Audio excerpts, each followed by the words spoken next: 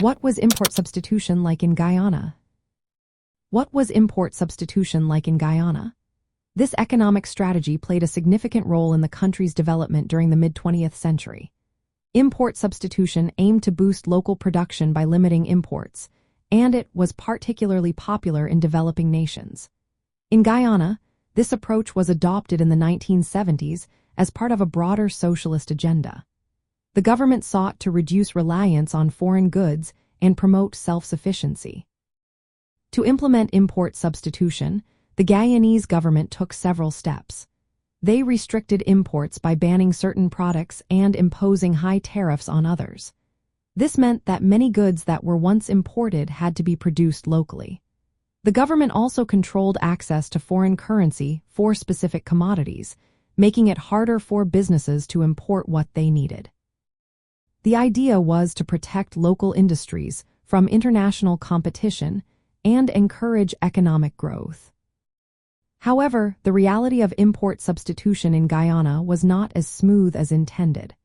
Local industries struggled to compete effectively as they were shielded from outside competition. This lack of competition led to inefficiencies, and consumers often faced higher prices for goods. Additionally, local production could not always meet demand, resulting in shortages of certain items. The economic challenges of the 1980s were partly linked to these import substitution policies. From a socialist viewpoint, the goal of import substitution was to empower local communities and promote state control over the economy.